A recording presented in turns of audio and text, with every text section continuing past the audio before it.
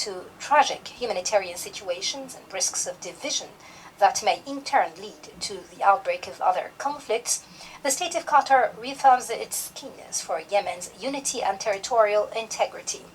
We reiterate our firm position that the only way out of the crisis is through negotiation between the Yemeni parties on the basis of the outcome of the National Dialogue, the Gulf Cooperation Initiative, and the relevant Security Council resolutions, especially Resolution 2216. Excellencies, these days mark the 50th anniversary of Qatar's membership in the United Nations on the 21st of September 1971. Over the past 5 decades, relations between Qatar and the international organization were characterized by close cooperation and exemplary partnerships in various fields. Qatar's bet on international institutions and multilateral cooperation was a strategic one. In this context, we affirm pursuing our contributions to support UN entities and fulfilling our commitments to the issues identified as priorities by the international community at this stage. We're pleased that Doha has become a hub for international multilateral action in our region, which is in dire need for the work and effort of the UN agencies and other international institutions. The offices hosted in Doha have started functioning. In this context, we look forward to inaugurating the United Nations House in Doha soon. Speaking of the United Nations and global issues facing humanity at large, highlighting the need for its role, I would like to refer to the participation of the State of Qatar in international efforts to combat terrorism and address its root causes through supporting education, addressing poverty and unemployment among youth, as well as settling conflicts which all constitute a breeding ground for terrorism. I would also like to refer to the world's increasing dependence on information technology and modern communication in all aspects of life, from education, security, and economy.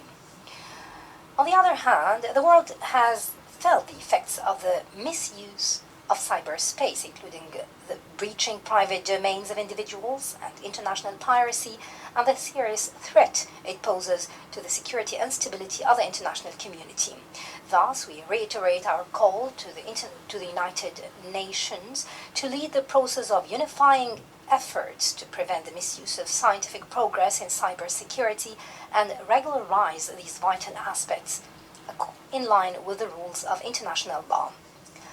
Climate change remains one of the most critical challenges of our time. It brings disastrous impacts on all aspects of life for the current and future generations. Thus, we must continue our joint efforts to counter those effects. We look forward to the upcoming United Nations COP26 to be held in Glasgow in the United Kingdom, to be a turning point towards realizing the ambitions of the international community.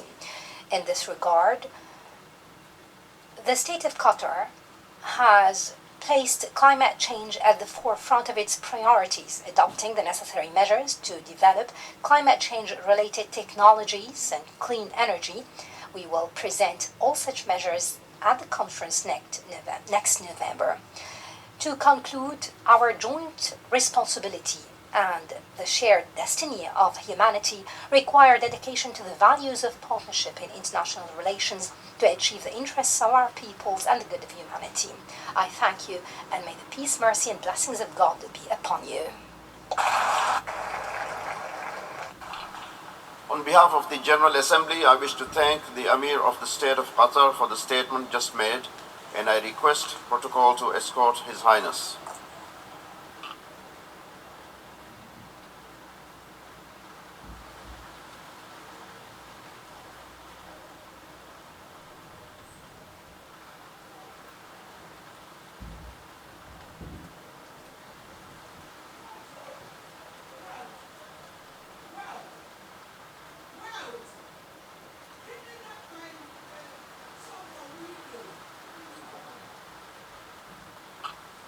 I now give the floor to the distinguished representative of Slovakia to introduce an address by the head of state.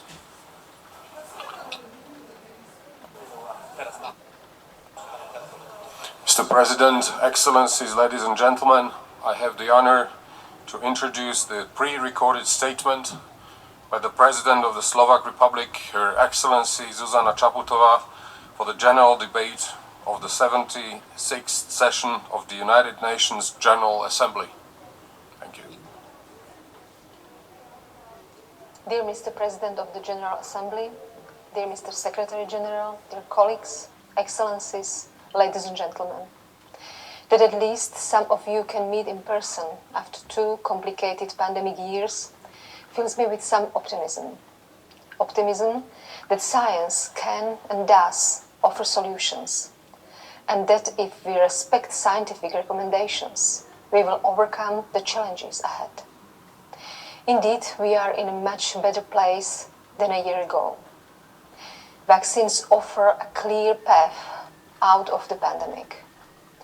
But where the scientists have succeeded in sequencing the virus or producing, say, vaccines, the politics are still failing. A year ago, we made promises and pooled resources.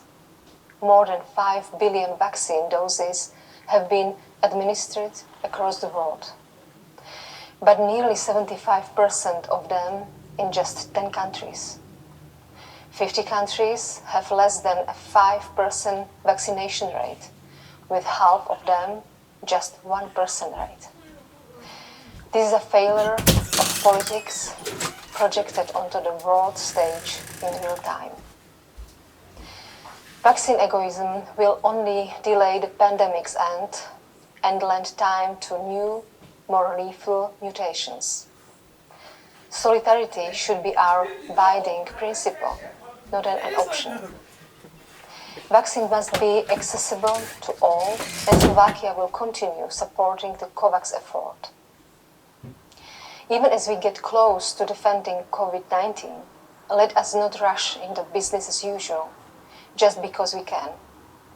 Our memory of how things were must be complemented by our reflection on whether they were right. Secretary General Guterres rightly said that we have our common agenda. Slovakia fully subscribes to the priorities laid out in this report. Simply put, our common task is saving our planet. Previously, the earth was whispering, but now she is screaming that she cannot hold us any longer, that the humankind is too heavy a burden to carry. Saving the planet is not a promise we make today for our successors to implement it later. We have hesitated for so long that we have run out of generations of political leaders who can talk the talk but do nothing. This task is upon us today. Saving our planet means accelerating our response to the climate crisis.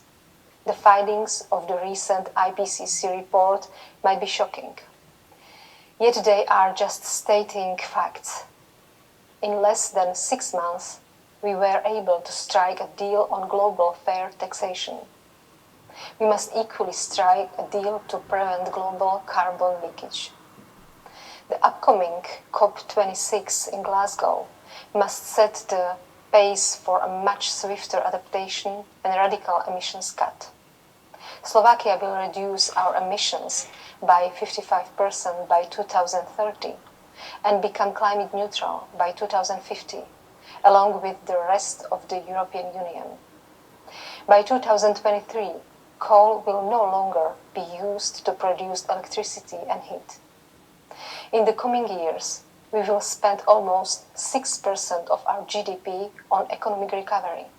1/3 of that will go into our green transition. None of this will be easy. Per capita, Slovakia is the biggest car producer in the world. Clean mobility, locally developed and produced green batteries, will decarbonize transport in Slovakia and elsewhere. We are ready to share our solutions and learn from the best. We must decouple economic growth from the degradation we have been causing to the planet, and support those most affected, those forced out their homes by floods or drought, or those losing jobs as we close down the most polluting factories. The Green Climate Fund must be properly funded and accessible. At the Kunming summit, we must all play our part to protect biodiversity. In Slovakia, half of the national parks territory will be free of human intervention by 2025. In 10 years, this will be 3/4 of our national parks. Excellencies, unless we stop the global warming, future generations will suffer. Our failure will damage multilateralism and spur violence. Saving our planet therefore also means upholding a rules-based international order and the rule of law at home and abroad.